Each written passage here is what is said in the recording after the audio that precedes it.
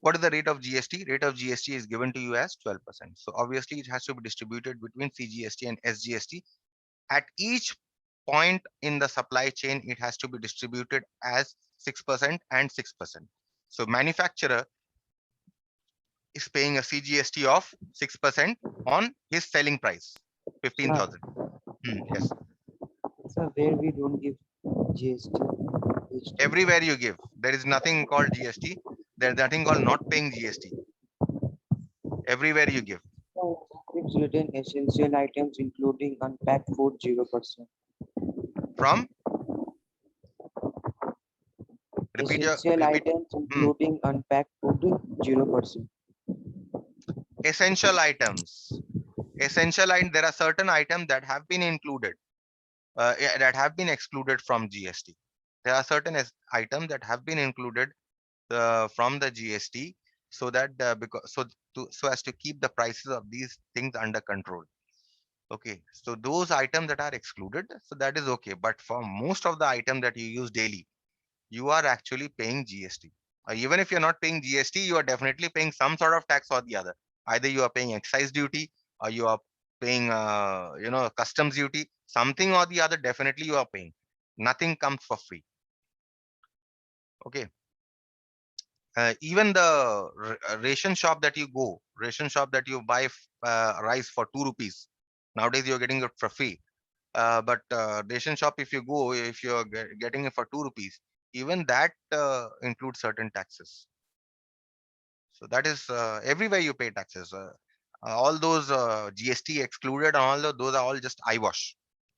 You are actually paying taxes everywhere. Anyway, so CGST you distribute at each point of sale. You distribute between CGST and SGST as 6%. So manufacturer distributes it CGST, SGST 6% of his selling price. Similarly, wholesaler distributes it his selling price 16,200. He distributes 6% between CGST and SGST. With the trader's selling price 18,000 rupees, he distributes CGST and SGST as 6%, and we are left with a poor consumer. Okay, so let's calculate these first. CGST and SGST for the wholesaler. For the wholesaler, this should come to 972 rupees. And similarly, this is also 972 rupees. For the trader,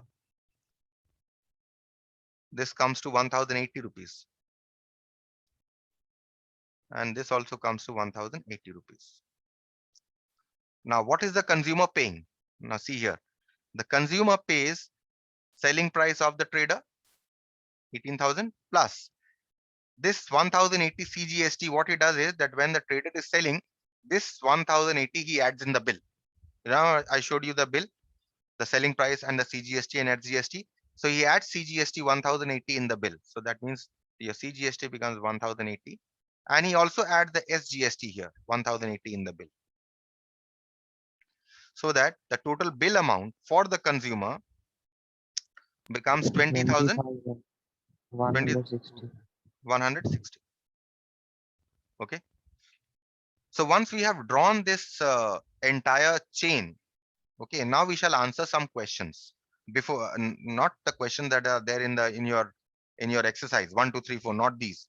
Now let's first answer certain questions. Let's try to understand. Let's try to figure out what it actually means. So how much does the man? If I ask you uh, the amount of let's say GST that the manufacturer pays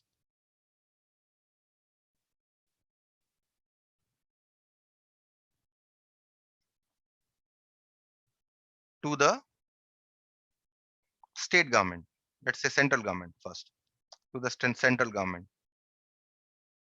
How much tax is the manufacturer paying to the central government? 900 rupees. Clear? Amount of GST that the manufacturer pays to the state government. How much is he paying? Again, see, he's paying 900 rupees. So what is the total GST he's paying? He's actually paying 1800 rupees, 900 plus 900 1800. to the government. Okay. So this is one that you should know. First thing. The second thing is, if I ask you, how much tax are the wholesaler pay?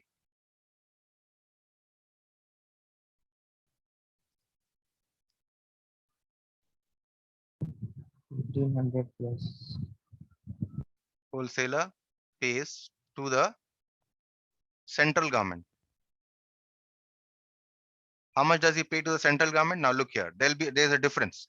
See, manufacturer, he is paying directly 900 rupees, but wholesaler, he is purchasing, because we don't know manufacturer. Do we know who the manufacturer is purchasing from? Manufacturer is also definitely using something to make the product, isn't it?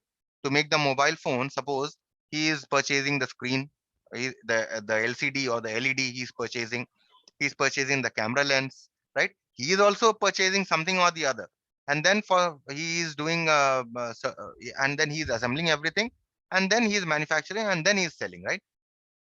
But we don't know that part of the manufacturer, what the manufacturer is purchasing and what he is doing, we don't know. But for the wholesaler, we definitely know, right? That wholesaler is purchasing from the manufacturer, isn't it? So therefore, if I ask you, how much tax does the wholesaler pay? If you see CGST figure here, 972 rupees, this 972, you subtract it from 900 rupees. This is the tax that the wholesaler pays. Is it clear? Yes, Is it? sir. Sir, why from 900? Why 900? Because there's something called that the input GST and something called as the output GST. Input CGST and the output CGST, input SGST and the output SGST. So I'm not going into that. In the next time, I'll show you what we mean by input and output. For the time being, just remember, because 900 rupees manufacturer is already paying, the wholesaler does not have to pay the entire 972 rupees. Because see, the wholesaler, when he's purchasing, he is giving this 900 rupees, right? He's also getting a bill, isn't it? The wholesaler, how much tax is he giving to the manufacturer? 900 rupees. So when he is selling, how much tax is he getting?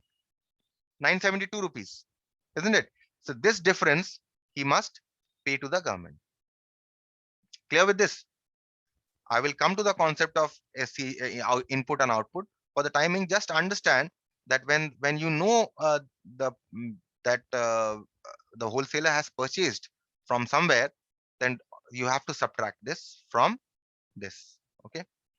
Next, amount of GST that the wholesaler pays to the state government. Again, 972 minus 900.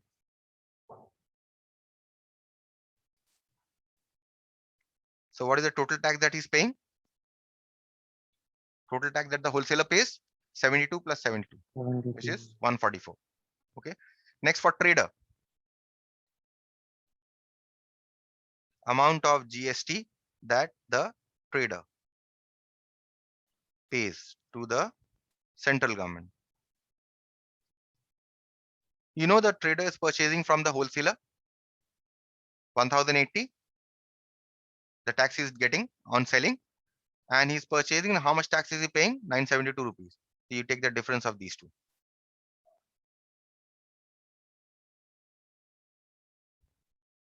Okay. So this should come to how much?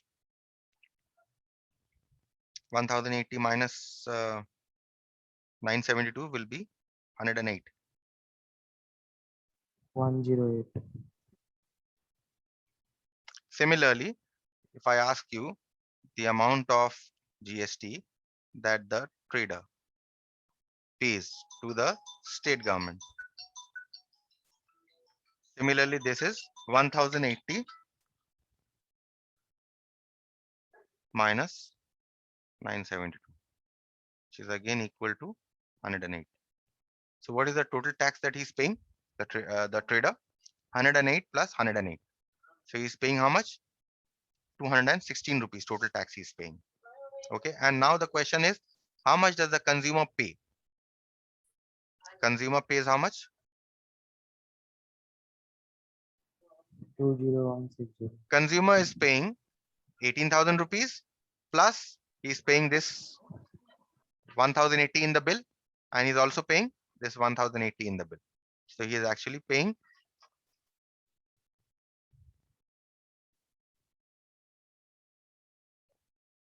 is equal to rupees 20,160. Okay, now I have answered these questions. I have answered these questions were not asked. I have only answered these questions so that you know to interpret what you have already done. Okay, so that you interpret the entire supply chain. Now the question here is that what is the total tax that is received by the central government? Total tax in the entire transaction, right from the beginning, right from the manufacturer till the consumer. How much is the central government getting? So what should your answer be? How much tax? 1800 plus is How much tax is the manufacturer paying to the central government? 900 rupees, right? Okay. Now, how much tax is the wholesaler paying to the central government? He's paying 72 rupees, right? And how much tax is the trader paying to the central government? 108 rupees, right? So therefore, what is the total tax paid, total tax received?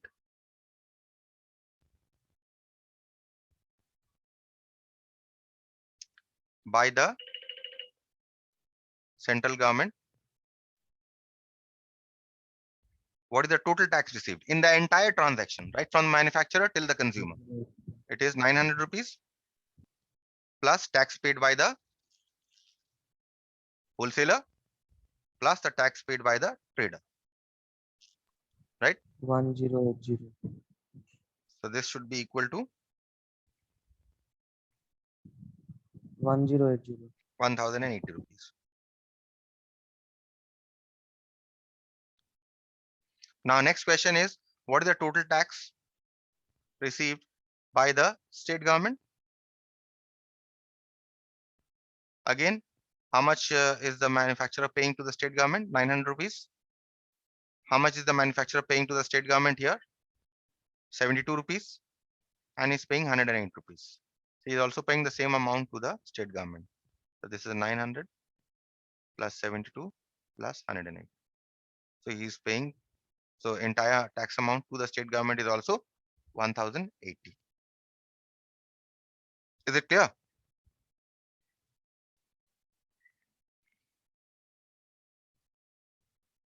Now you can answer all the questions that are there. Once you have made this table here, you can answer all the questions. Now, even if there are two people in the supply chain, even then you can do it this way. Suppose you have some manufacturer to the wholesaler only, or you have some manufacturer, wholesaler, and then consumer. There is no trader. So even then, if you make this kind of a table, even then you will be able to answer all the questions.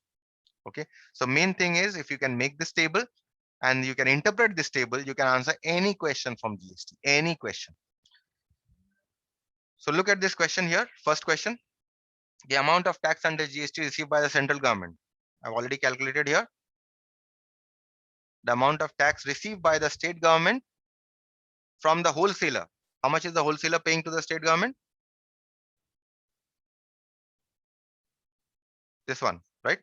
72 rupees. So this should be your answer. If you see, I've done this in the solution. Next is the amount of tax under GST received by the central government from the trader. So from the trader, how much is he receiving? Central government, this one, which is 108 rupees, right? That answers the second question. Third question, the amount that the consumer pays for the machine, that consumer pays this much. And finally, the total GST received by the central and state government each, that this I have calculated here. Total tax received by the central government and total tax received by the state government. Is it clear? Or any question you have? All clear. Okay. Now we come to the concept of input and output GST. Okay, I think this should be sufficient for you to answer the questions and the problems. IGST has been excluded from the syllabus. There will be no question on IGST. Integrated GST has been removed from the syllabus. Okay, so you'll get only questions on CGST and SGST. Now, same problem I'm considering to make you understand the concept of input and output. Now, what is input GST? The definition is input GST. Let me write below. Input GST. The GST paid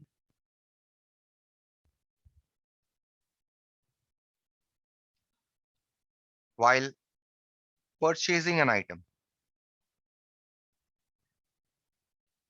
or purchasing a good, purchasing goods, let's say, is called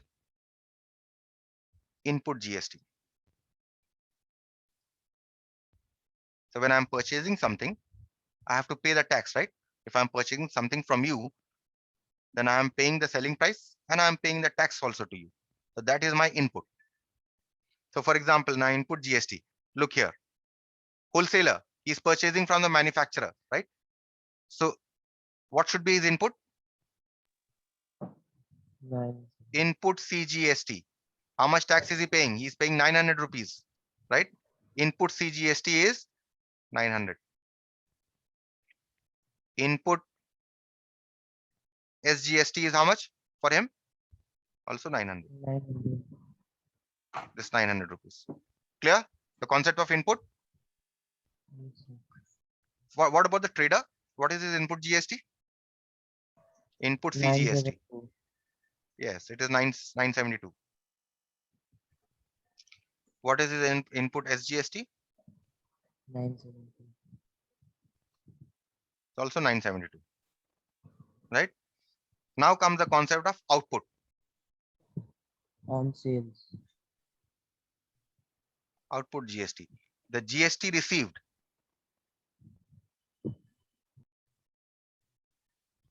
while selling goods is called output GST. So suppose I am a trader and I'm selling something to you. Then I make a bill for you, isn't it? So you pay that bill to me. And how do you pay that bill? You're not only paying me the selling price, you're also giving me taxes. You're also giving me GST. So I'm receiving some taxes from you, isn't it? What I'll do is I'll put this tax in the, I'll give these taxes to the government only. But definitely I'm receiving some tax to you so that I can pay to the government, isn't it? So that tax that I have received is called output GST. Now look here in this. For the wholesaler, what should be the output GST? Output CGST. 972. While he is selling, how much tax is he getting? 972 rupees. So his output is 972. And what should be his output SGST? 972. Also 972.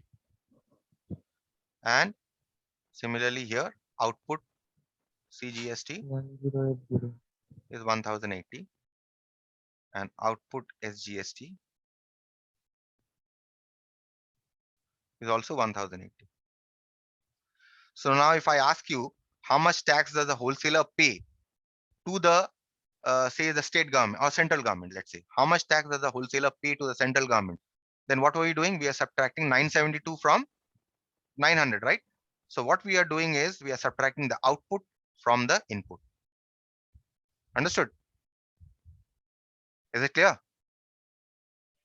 If I ask you how much tax does the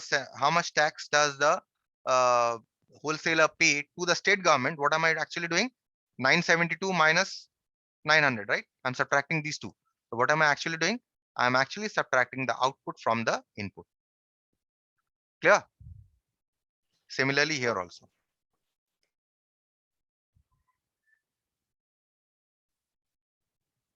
Okay. So input minus output will give you the tax that you pay as output minus input, not input minus output. Output minus input is the tax that you pay to the central government or the state government. Okay. So I'll stop here.